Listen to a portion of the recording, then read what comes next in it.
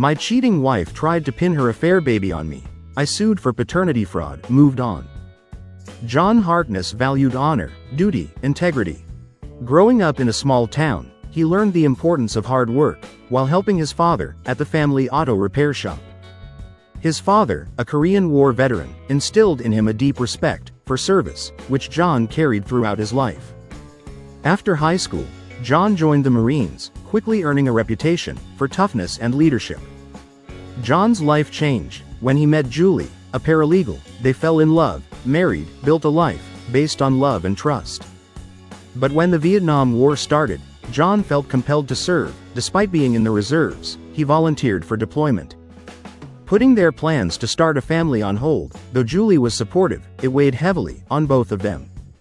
Years later, John reflected on their 50-year journey together while getting a tattoo in her honor, only the second one of his life. As both a mechanic and a Marine, John excelled. He believed reservists like him should help carry the burden of the Vietnam War.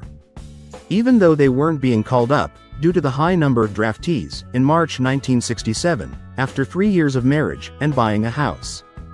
He discussed his decision to volunteer with Julie, who worked at a local law firm. While it was tough, they were financially stable. John assured her they'd be fine. Julie, though tearful, understood John's strong sense of duty. At 6 feet 6 inches, John was tough, but marriage had softened his rougher edges. The night before he left, they shared an emotional goodbye. "Come back to me safe and sound," Julie said. "And remember you're mine." John laughed. "Don't worry honey, I'll take care of myself. Just behave while I'm gone." With a smile, she replied, "I promise to be good."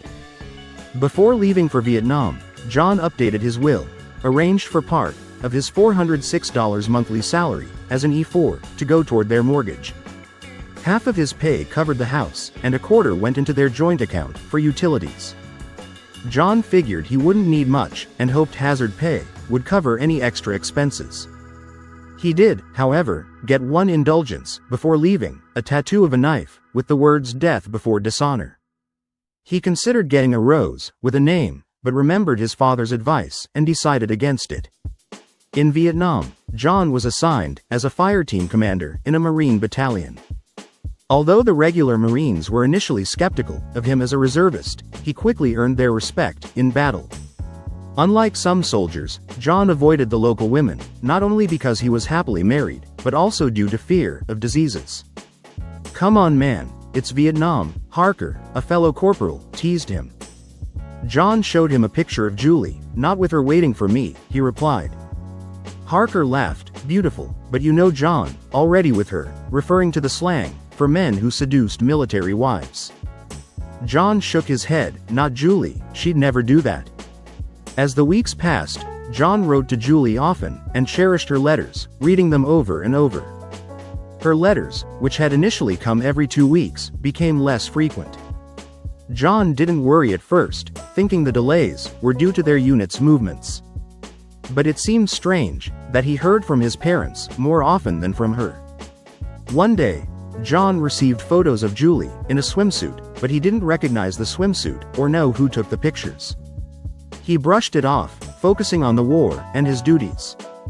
When Christmas passed, with no word from Julie, John grew worried, but pushed the thoughts aside. By January 1968, his unit was near Da Nang, where rumors of a major enemy offensive circulated. At the end of the month, the enemy attacked early in the morning, and John's position was overrun. Most of his team, including Harker, were eliminated, and John was seriously wounded.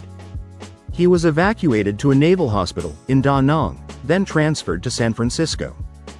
Doctors saved his leg, and though the bullet missed his vital organs, he faced a long recovery. His ear was permanently damaged, and a scar would remain on his cheek. A Marine officer awarded him a Purple Heart, and informed him he was recommended for the Silver Star. Adding to his other honors, sadly, the only surviving member of his crew, Jennings, died from his wounds. John's parents met him in San Francisco, but Julie wasn't there. When John asked about her, his father, after some hesitation, revealed that they hadn't seen her in weeks. His father shared that he had last seen Julie about 2.5 months earlier when he spotted a man leaving John's house in a sports car. While Julie waved from the doorway, in a robe, since then, she hadn't returned calls or been home. His father apologized, saying he had been collecting the mail and newspapers in her absence. John was devastated. He'd been sure of Julie's faithfulness, but now Harker's warnings about John made sense. He finally understood why she had gone silent. Was it a blue Corvette? John asked. Bob nodded yes. Why? It belongs to Eric Swagman, a junior partner at her firm, John replied. So she's not even home to get the mail? Doesn't seem like it, Bob said. I noticed final notices for utilities and the phone, so I paid them. I figured you wouldn't want to come home to no power or phone. Thanks, Dad, John said. I'll pay you back when I can. Don't worry about it. Focus on getting better. I can issue a power of attorney if you want. If she hasn't been paying bills, who knows what else she's done, maybe even emptied your accounts. John called over a nurse to arrange a meeting with a military lawyer. A naval lieutenant commander soon arrived, took notes, and prepared the necessary documents. I'll handle the paperwork for you, Corporal, the officer said. Your parents will get power of attorney. I recommend contacting a family lawyer as soon as possible. We'll meet this afternoon to sign everything. Thank you, sir, John said. After the lawyer left, Bob reassured John. Once we're home, I'll check the bank and stop by the house. I still have the key you gave me. If you want, I can ask George Williams. He's retired and now does private investigations. He owes me a few favors. I don't know if I can afford a private investigator, Dad. Don't worry about that. George and I go way back. I can also talk to our family lawyer. Oh, by the way, Wilkins said, your spot is still open at the workshop. He's been saving part of your salary as a bonus for your return. Just don't tell him I told you. John appreciated Wilkins' gesture, though rarely showing his softer side. Wilkins was kind and generous beneath his gruff exterior. Always honest and fair with customers. That sounds good, Dad, John said, wiping a tear.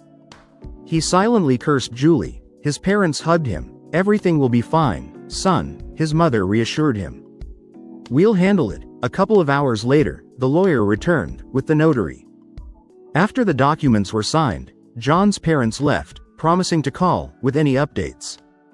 They thanked the nurse, who assured them John was in good hands and would soon be discharged to a VA hospital for physical therapy.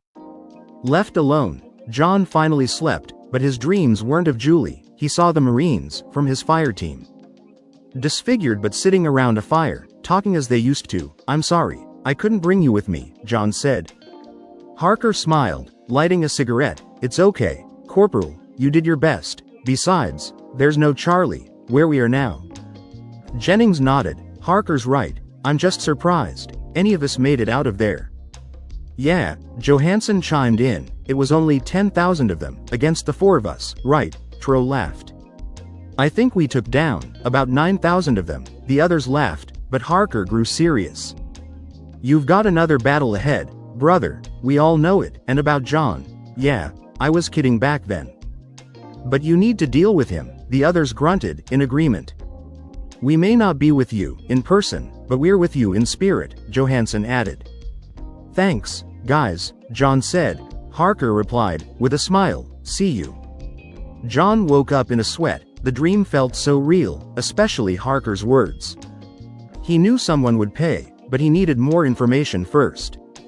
A few days later, John got a call from his father. There's bad news, John, Bob said. Julie drained both your checking and savings accounts, leaving just $5.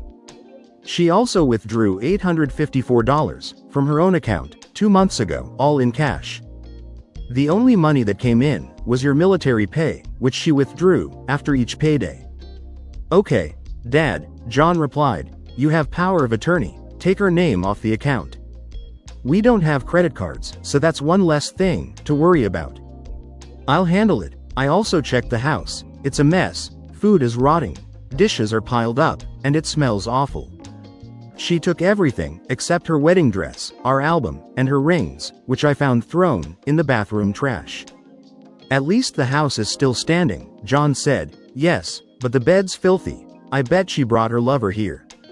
Or what do you want to do?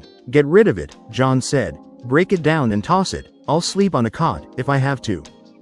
We'll do, Bob agreed. By the way, George offered to help, for free. He said nothing's worse than stealing a soldier's wife while he's at war.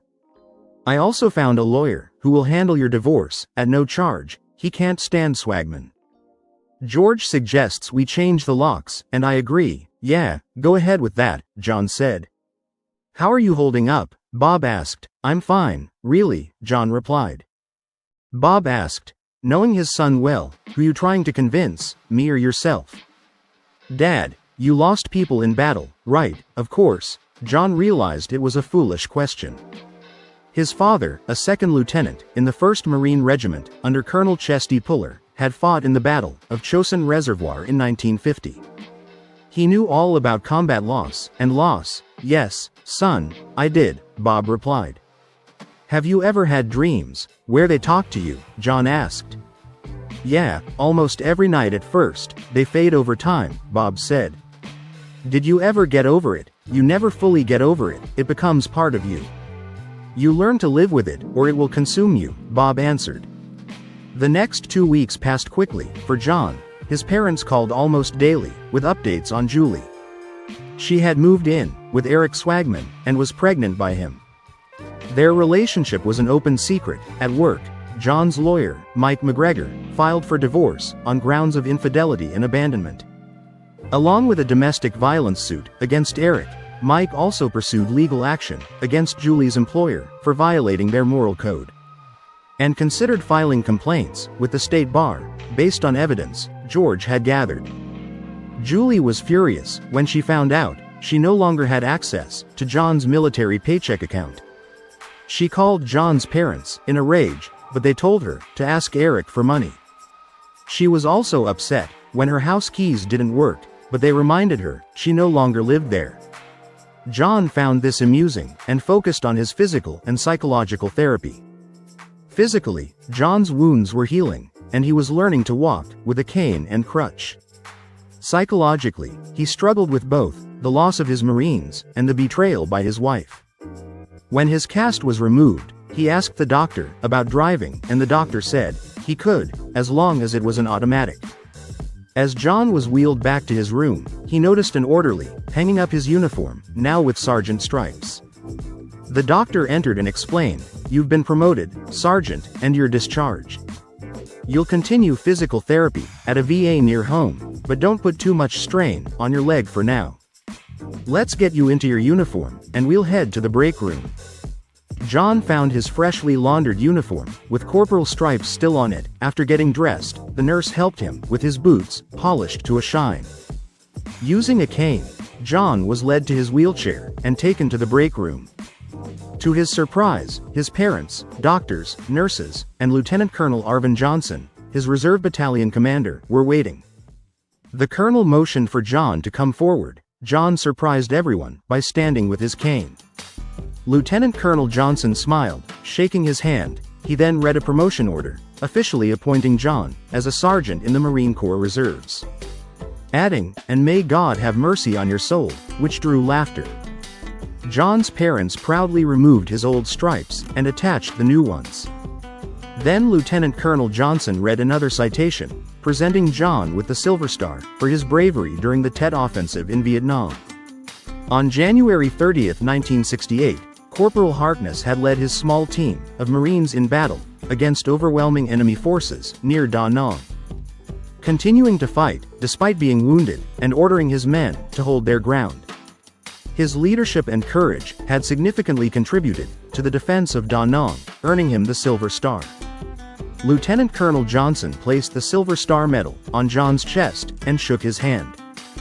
"God bless you, son. Your experience will be valuable for training our men." John's mother hugged him, tears in her eyes. "I'm so proud of you," she said. Bob wiped away a tear and shook John's hand. "Me too." After packing his belongings into a bag, John changed into his Class C uniform, khaki shirt and green pants. Marines couldn't wear green uniforms. Off base, he met his parents, and they headed to the airport. When they arrived home, John no longer saw it. as a true home since Julie's betrayal. But he appreciated the privacy. His parents stocked the fridge with beer and snacks. And his mom made his favorite dishes, including lasagna. John changed into jeans and a t-shirt, unpacking his things. At the bottom of his bag, he found something he'd nearly forgotten, a large Bowie knife he had discovered in Vietnam. The worn scabbard had a winged creature, holding a sword, with faint words that looked like march or die. Though unsure of its origin, John valued it as a souvenir and planned to learn more about it later. He called his lawyer, George, to arrange a meeting at his home. He rested, and then decided to check on his prized pickup truck. It was still in the garage, and appeared in good shape. After checking the fluids, he managed to start it with some effort. And let it run smoothly. He planned to change the oil, and give it a tune-up soon. After looking around his property, John grabbed a beer, and sat in a rocking chair. His leg hurt, so he relaxed, with the TV on, for background noise. Not recognizing most of the shows, he settled on a game show. Then he called Wilkins, to let him know he was back. About time, Wilkins barked. When can you start? John explained his situation with Julie and his physical therapy. Take all the time you need, son. Just glad you're home. These guys could use your expertise. Stop by this week. I've got a small return gift for you. I'll be there, John said, before hanging up. Later, Mike and George arrived. John greeted them, offered beers, and they sat in the living room. Good to see you, John, George said. Congrats on your award. You deserve it. Now let's get down to business. He pulled out a reel-to-reel recorder. I've been watching Julie and Eric. One night I followed them to a steakhouse. Got a seat near them, and recorded their conversation. George played the tape. Eric's voice came through first. So, Julie, have you thought about my proposal? I don't know, Eric, it's bad enough. I cheated on John, and I'm pregnant with your child. I just don't think I can convince him. Come on, baby, if anyone can, it's you. He's probably desperate right now, willing to do anything to bring you home, Eric replied, smugly. You don't know John. He'd never agree to raise this child or share me with you, Julie said. No, we won't let him touch you. Look, I'm not cut out to be a dad. John would do a better job raising the kid. If he doesn't agree, we threaten him with divorce, take his house, half his income, and demand alimony and child support. I already have the documents ready, Eric said. George paused the tape. They seriously think you'd let that happen? John asked, shocked. There's more, George said, restarting the tape. I don't know, Eric. John won't go for this, Julie said again. He's so in love with you, he'd do anything, Eric said, unless you still have feelings for him. I do, but not like before. Besides, you're better in bed, Julie replied. John blushed, feeling bitter about loving such a two-faced woman. I wouldn't have left you for Vietnam. What kind of fool does that? Eric sneered. John felt the urge to punch something. You're right, Julie agreed. I'll talk to him when he gets back. Good. Do you know when that will be? Eric asked. No, I haven't heard from him since January. And I haven't sent him anything since last year, like you suggested, Julie said. If he's stubborn, we have other ways to push him, Eric hinted. Like what? Julie asked. Houses can burn down, brakes can fail, Eric said. You're not planning to hurt him, are you? Julie asked, worried. I won't support that. Don't worry, you won't be involved. If something happens, you get everything, and you're free, Eric said. Only as a last resort, Julie agreed. Exactly, we'll see when he gets back, Eric replied. George turned off the tape. That's a conspiracy to commit liquidation, John said. George and Mike agreed, adding that it could also be conspiracy to commit fraud and theft, since Julie drained John's accounts. I filed court papers on my way here, and expedited the hearing. There's also a protective order, keeping them 100 feet away from you, your house, and your parents. Mike explained, I talked to the district attorney, and they're preparing a criminal case. I also spoke with a senior partner at their firm, who's outraged. We're filing a lawsuit against the firm for violating its moral code. By the end, Swagman might end up in jail. Your father and I have friends in the department, including the chief, George added. They'll keep an eye on you, Any questions? George asked. Yes, John replied. What should I ask for, in the divorce? Mike handed John a folder. Your dad acted on your behalf, he said. We're filing for divorce, on grounds of infidelity and abandonment. Since she earns more than you, there's no alimony, you keep the house, and everything in it, because she left, and didn't pay the bills. We're also demanding $7,100 from her, to cover half of the joint expenses, plus the return of her rings, and a name change back to her maiden name. She keeps her clothes and car. We're suing Swagman for $800,000, and the firm for $2 million, for not following their moral code. The firm might settle for half, to avoid bad press, Mike added. One more thing, Mike continued. Do you have a dress uniform? Yes, John replied. Good, get it dry cleaned, and attach your medals. I want you to wear it in court, so everyone sees who Julie and Eric betrayed.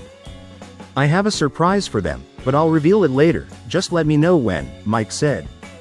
We'll do, John said. Now I've got dinner waiting at home. Get some rest, Mike said. I think I'll go grab a beer, and see if I run into any old friends, John replied. Be careful, George warned. This place has gotten a bit rougher, not more than Da Nang, John said. And they all laughed. Not quite, George chuckled, but close. After George and Mike left, John went to his bedroom, and changed shirts.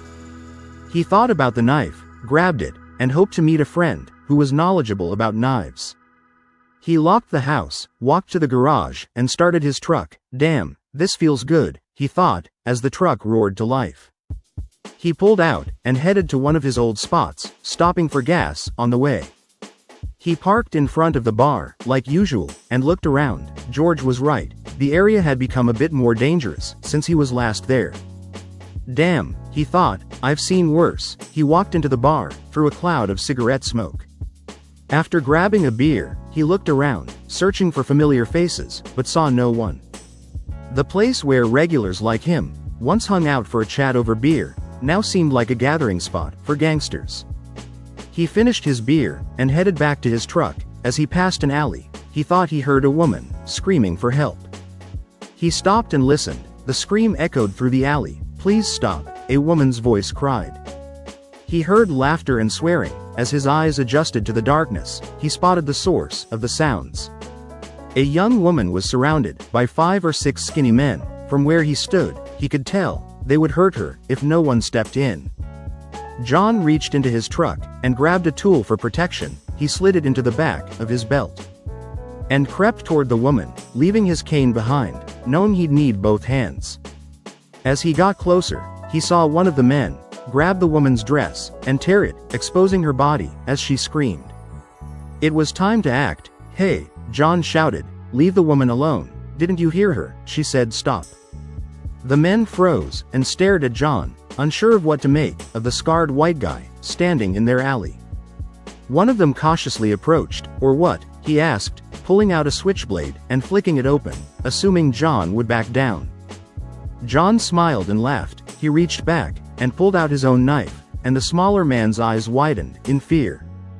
You really want to do this? He asked, firmly, trying to defuse the situation. The man twisted his knife, and tried to move around John, positioning himself between John and his buddies. John saw through the maneuver, countered, preventing the man from carrying out his plan.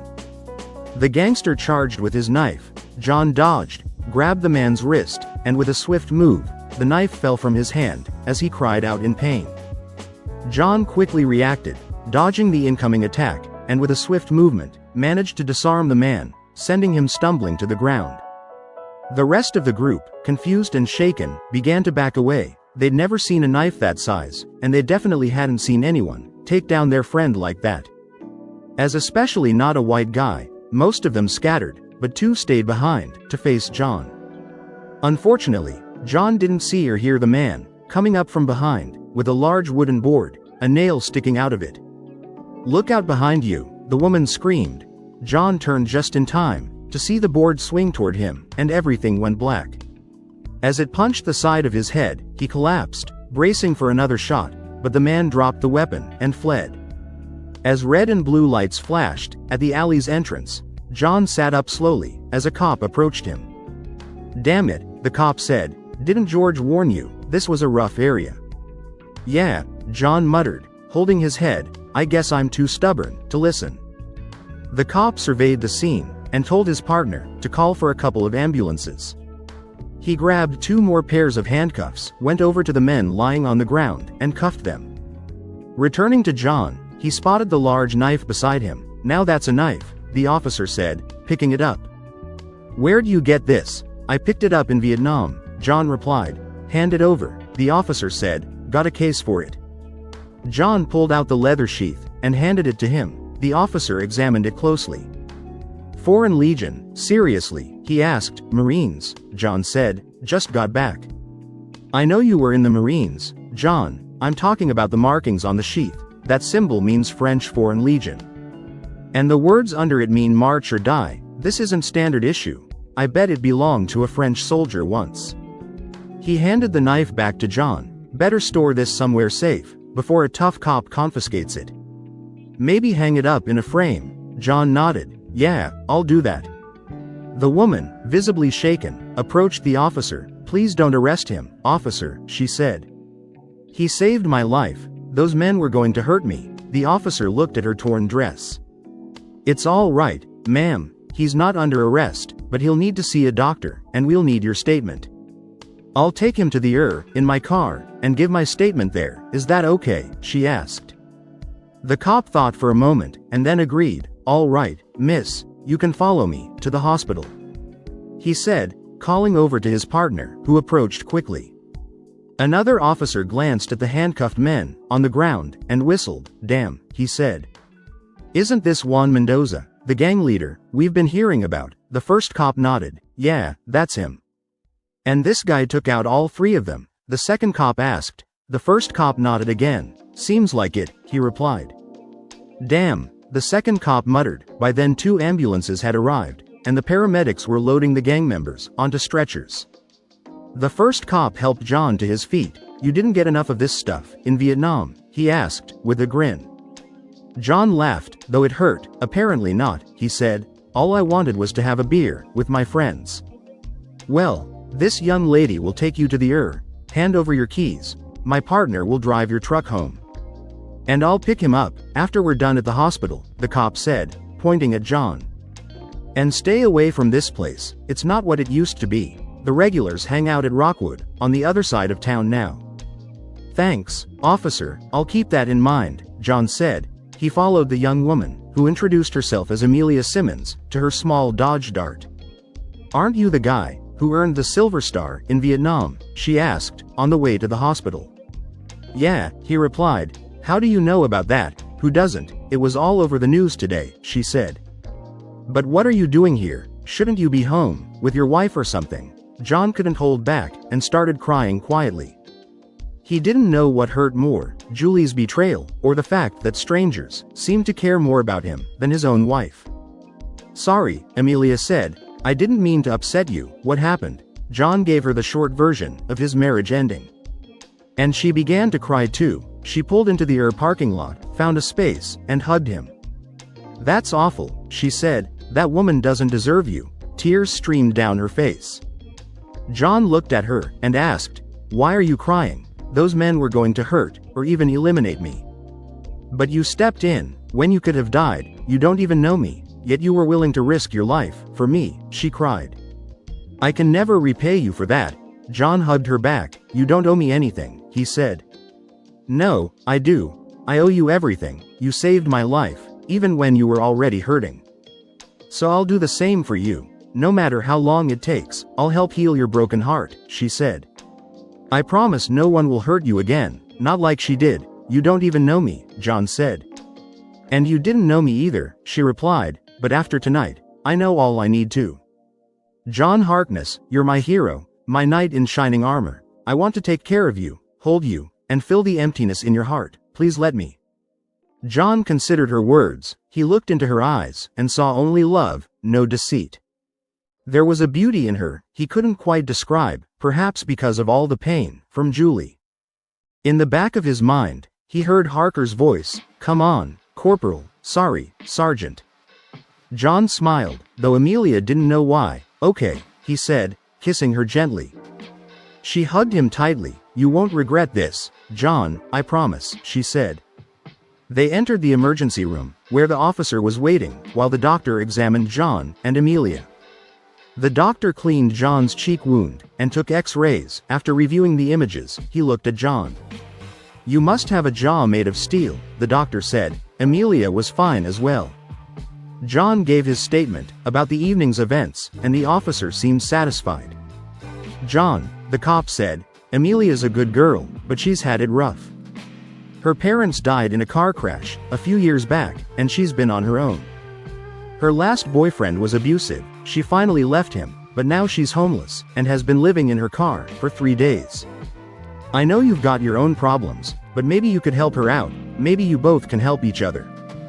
"Thanks," John said. "Maybe you're right." John was taken aback by what the officer said. Amelia hadn't mentioned any of her struggles, yet she had been there, comforting him. He felt something he hadn't felt in a long time. Love, maybe. Whatever it was definitely better than anything Julie had given him. The officer handed him a card. "Call me if you need anything," he said. Before walking over to Amelia, "Follow me to John's house. I need to pick up my partner anyway," he said. She thanked him, and they left They drove to John's house in silence. John had a lot on his mind. His soon-to-be ex-wife had treated him like dirt, his fellow Marines were gone, and now there was Amelia. John didn't believe in coincidences, but he couldn't help but wonder. Both of them were in pain.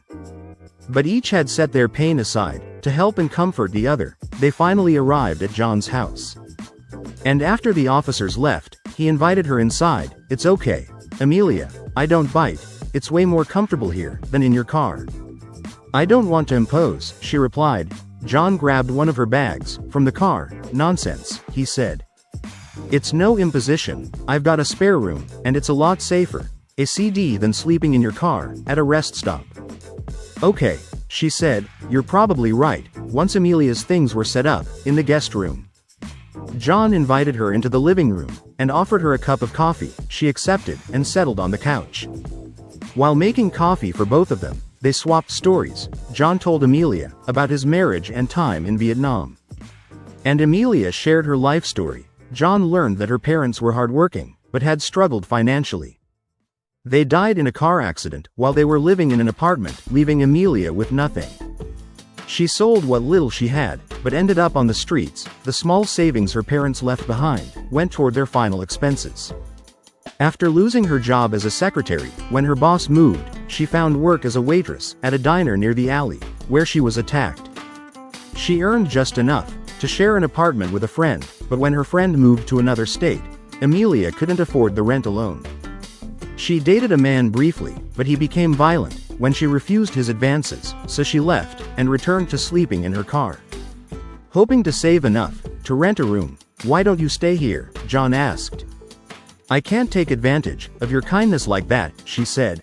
"I can't pay you anything, and it won't look good with your divorce going on." "It's no problem," John said. "You can stay in the spare room, and maybe help me keep the place in order. As for the divorce, if anyone asks, I'll just say you were homeless, and I let you stay, in exchange for help around the house." "That sounds fair," Amelia said. "I hope you don't get tired of me." John laughed. "I doubt it," he said. "I hope you can stand looking at this ugly face," he added, pointing to his scar.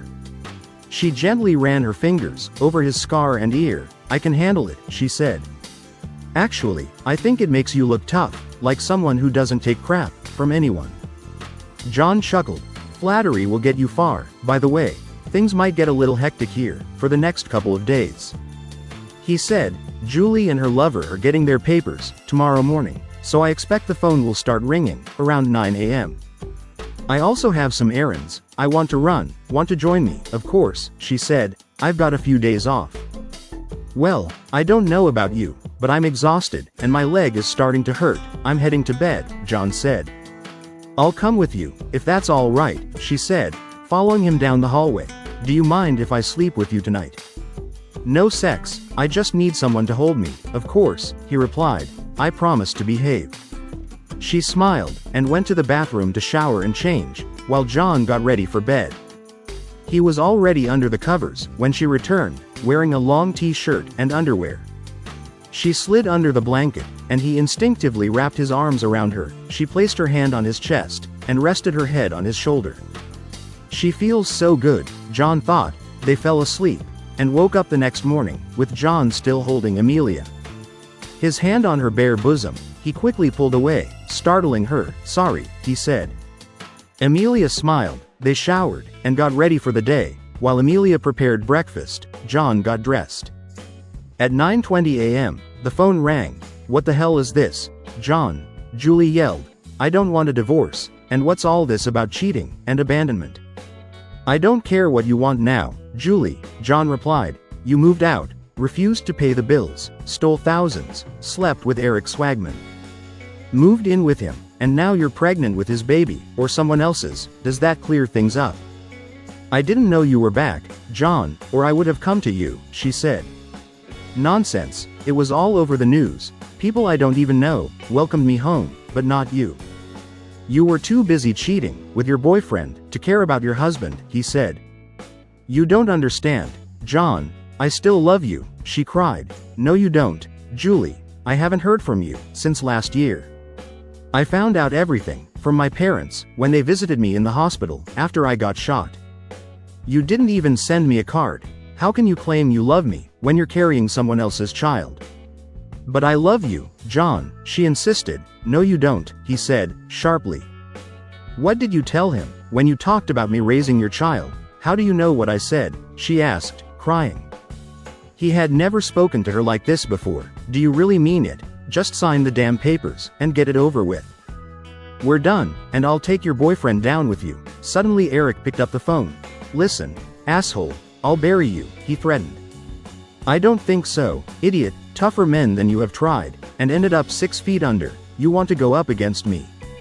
I'll bury you, and you'll be begging for mercy. I heard you planning to torch my house and mess with my truck.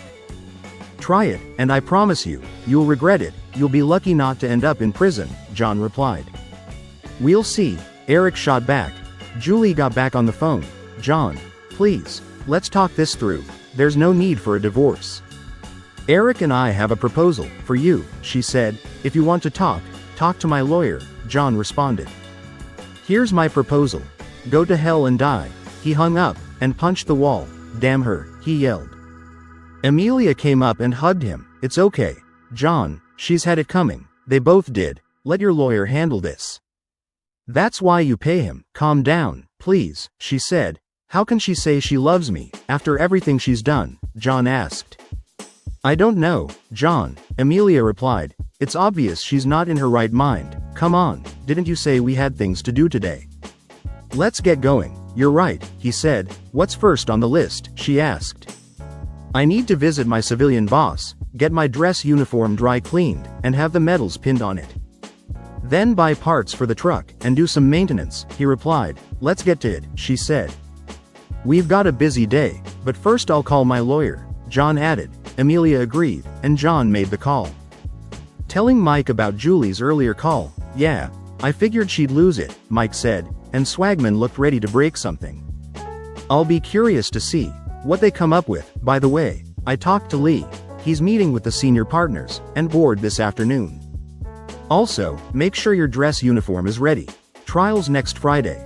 Got it, thanks, Mike, John said. I'm taking care of it today. I'll call if anything else comes up. They left the house and dropped off John's uniform and medals at the cleaners. Giving detailed instructions on how to handle them, the owner, an old military vet, knew exactly how to do it right. Then they headed to old Wilkins's shop. Hey, boss, John said, as he and Amelia walked in. Wilkins glanced up from a stack of papers. Well, look who it is, Wilkins said. Damn, I need a secretary. I don't have time for all this paperwork. I've got cars to fix. John glanced at Amelia. Seriously, you need a secretary? Hell yeah, Wilkins said. I've got paperwork, phones to answer, and customers to deal with. I know someone who is a secretary and might be looking for a better job. Interested? John asked. Hell yes, Wilkins said. John took Amelia's hand. Boss, meet my friend Amelia Simmons. She was a secretary, John said. Wilkins looked her over. Think you can handle all this, young lady?" he asked. Amelia nodded. "Absolutely. I can type 50 words a minute, sort documents, take shorthand, work with customers, and even run the cash register." Wilkins considered her for a moment. "Are you working now?" he asked. "Yes, but I'm a waitress, and not making much," she said. "Here's what I'll do. Give your boss 2 weeks' notice, then come work for me. I'll start you at $125 a week, since you're John's friend." "How's that sound?" Wilkins offered. "That sounds great. Thank you, Mr. Wilkins," she said, smiling. "You know anything about cars?" he asked. "Not as much as you, but my dad taught me a lot," she replied. "Even better," Wilkins said. "Oh, John, I've got something for you," Wilkins said, pulling out an envelope from his desk and handing it to John. "Consider it a welcome home bonus." John opened the envelope to find a check for $2,340. He shook Wilkins's hand. "Thanks, boss, this means a lot. You've earned it. Deal with your cheating wife, then get back to work," Wilkins said, grinning. "It's on my list, boss," John replied, with a smile. Wilkins waved them off. "You guys go." As they left the shop, Amelia looked at John in amazement. "Wow, $125 a week. I've never made that much." "Thanks again, John. You're amazing." "You're welcome," John replied. "Did you know that's almost double what I make as a sergeant in the Corps?" "Really?" Amelia asked, surprised. "Oh yeah," John said. "So you really know about cars?" "Yes. My dad taught me how to tune cars, change belts and tires, and do oil changes. We didn't have much, so he fixed everything himself," she said. "Don't tell Wilkins that. He'll have you under every car in the shop," John joked. Amelia laughed. "I wouldn't mind getting some grease under my nails. You take care of the truck, and I'll show you what I can do," she said, giving him a wink. John grinned. "Damn, girl, I think I'm in love," Amelia giggled, and kissed him on the cheek. "Me too," she whispered. They stopped at John's bank, where he deposited the check, and set aside 10% for savings, as usual. He kept $100 in cash, and ordered new checks, without Julie's name on them. Then they went to the auto parts store, to pick up everything John needed, for the truck. After grabbing burgers, they headed home. Home, John thought, with Amelia by his side, it really felt like home. He parked the truck in the garage, and started prepping for work, while Amelia changed clothes. When she returned, she wore old jeans, and a t-shirt. "So what's the plan?" John asked. Amelia grabbed the spark plugs and wires. "I'll do the spark plugs and wires, while you handle the oil," she said, confidently. "Okay," John said, surprised. "You know how to check the spark plug gaps. You're kidding, right?" she replied. Gathering the tools, and getting to work, John was amazed at how smoothly she handled the tools. He worked on the oil change, while she replaced the plugs, wires, rotor, and distributor cap. When he finished, he inspected her work, genuinely impressed. Everything looked perfect. Still, John knew looks could be deceiving, so he lowered the truck, climbed in, and started the engine. It hummed smoothly, just as he'd hoped. He revved the engine, listening for any issues, but there were none. Satisfied, he turned off the engine, and looked at Amelia, now with oil smudges on her hands and face. In that moment, she looked more beautiful to him than Julie ever had. "Well?" she asked, a bit unsure. John took her face in his dirty hands, and kissed her on the lips. "Now I know for sure. I'm in love," he said. "You're hired," Amelia smiled, not caring that her face was even dirtier now. John handed her some hand cleaner. There had been a time when he wished Julie would share moments like this. But she always found his work too dirty. After cleaning up, Amelia cooked dinner. And they spent a quiet evening, watching TV. For the first time in a long while, John felt content. And didn't think about his soon-to-be ex-wife. The next few days passed quickly. John picked up his uniform from the dry cleaners, and spent hours removing loose threads, polishing his boots, and shining his cap visor. Amelia handed in her resignation at the diner, only to be told she was fired on the spot. She left, knowing she'd have to return for her final paycheck in a few days. As the days went by, John and Amelia grew closer. They both agreed to wait until John's divorce was finalized before deepening their relationship. John found this difficult. It had been a long time since he'd been with a woman, but he was falling in love with Amelia, and knew she felt the same. Finally, the day of the court hearing arrived. After breakfast, John showered, shaved, and dressed. Then walked into the living room, where Amelia was waiting, in a beautiful dress. "Wow," she said, admiring him in his full dress uniform, with his medals. "You look like you're ready to be devoured." John smiled. "Thanks, but I feel like a Christmas tree." "You look amazing too," he added.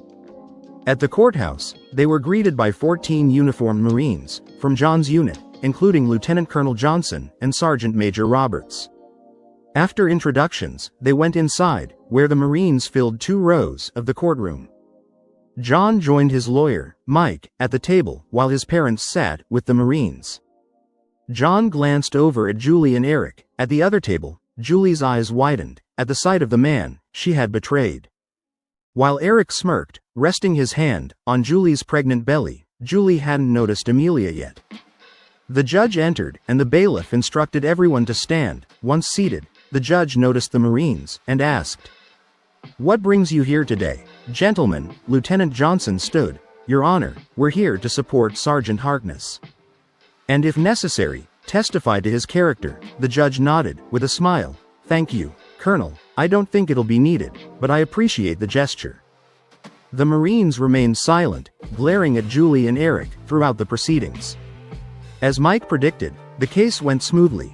The judge questioned both John and Julie about their marriage and the circumstances leading to the divorce. Julie admitted to leaving John, not paying bills, and becoming pregnant by Eric Swagman, who absurdly demanded child support from John. "Do you seriously expect me to order Mr. Harkness to pay child support for a child you fathered?" the judge asked, incredulously. "Are you serious, or just stupid?" Every request Swagman made was denied. In the end, the judge ruled in John's favor, granting him the house, issuing a permanent restraining order, denying child support, and ordering Julie to return half of the money she withdrew from their joint account. She was also instructed to revert to her maiden name. There was no need to return the wedding rings, as Julie had already discarded them. Swagman tried to object, but the judge silenced him with a sharp rap of the gavel. "And as for you, Mr. Swagman," the judge added, pointing with his gavel, "I'm ordering an investigation into your role in all this. At a minimum, there's a serious conflict of interest here, and the district attorney is considering other charges, including conspiracy." Swagman's face reddened as the judge continued, "Your actions today will weigh heavily on any future proceedings. Mr. Harkness's divorce is granted." Swagman jumped up in a rage. "You fool, I'll have your ex, and any other woman you're with, and I'll bury you." John stayed calm. "I don't think so," he replied, quietly. Swagman looked around, his anger meeting the stern gazes of the Marines and John's steady indifference. Julie avoided his eyes, her head hung in shame. Before Swagman could say another word, the bailiff stepped in, placing a firm hand on his shoulder and guiding him back to his seat. John shook his head as Swagman sat defeated. Lee Marcus, who had been watching from the back of the courtroom, approached. "You're fired," he told Swagman, bluntly. "I'm also filing a formal complaint with the bar. Pack your things and leave by the end of the day." Swagman clenched his fists, but said nothing, as Lee turned to Julie. "Julie, you're still employed, at least until you have the baby and recover. After that, we'll re-evaluate your position." Julie nodded silently, as Lee turned to John. "Sergeant, thank you for your service," Lee said, shaking John's hand. "On behalf of the firm and our board, I apologize for everything you've gone through." John nodded, his gaze still fixed on Julie. Lee then addressed Mike. "Given the situation and John's service, the board finds your original proposal acceptable. No need to prolong this or waste any more money. Let's finalize the details next week." Mike nodded. "Thanks, Lee, I'll call you Monday." As Lee left, John turned to Amelia, who had quietly observed everything. She embraced him tightly, and he took comfort in her presence. When they parted, John noticed Julie watching, tears in her eyes. "John, I'm so sorry," Julie said, her voice shaking. John's response was cold. "Well, you did it." Julie wiped her eyes. "Why did it have to come to this?" "You weren't there, Julie, Eric was. You saw dollar signs and made your choices. Now you live with them, John said. Julie's voice was barely audible. What's this about you raising my baby? John's eyes narrowed. Eric thought I'd raise your child, while you stayed with him. It's ridiculous. I didn't like the idea, but I considered it, Julie admitted. I'm sorry. John just shook his head. Julie glanced at Amelia, realizing who she was. I see you've moved on, she said, bitterly. Amelia stepped forward. I'm not just replacing you. I'm here to heal the heart you broke, and I intend to do that, for the rest of my life. Julie looked down. I guess I deserve that. John, his tone softer but still hurt, asked, can we ever be friends, Julie? I don't know. I don't deserve your forgiveness, she replied, eyes filled with regret. John sighed. It'll take time. If it weren't for Amelia and my parents, I don't think I'd be here. Tears streamed down Julie's face. As she left, John felt both sadness and relief as he watched her go. Turning to Mike, he shook his hand. Thanks for everything, Mike. I owe you. Mike waved it off. That's what friends are for. Besides, knocking Swagman down a peg was satisfying. Now go celebrate. You've earned it. After shaking hands with the Marines, John and Amelia left the courthouse. His parents were waiting, and his mother hugged him. We're so proud of you, son, she said, then turned to Amelia. Who's this lovely young lady? John introduced Amelia, and his parents warmly welcomed her, inviting her to dinner. We want to know the woman who makes our son so happy, his mother said. I'd love that, Amelia replied. The following weeks were a turning point for John. His divorce finalized. He was free to move forward. He and Amelia grew closer, and one evening, after receiving the final decree, John proposed. Amelia said yes, and they were married soon after, in a Marine swords ceremony. They continued working at Wilkins' shop, though they didn't need the money. When Wilkins passed away in 1980, he left the shop to John. John remained in the Marine Reserves, retiring as a staff sergeant in 1992.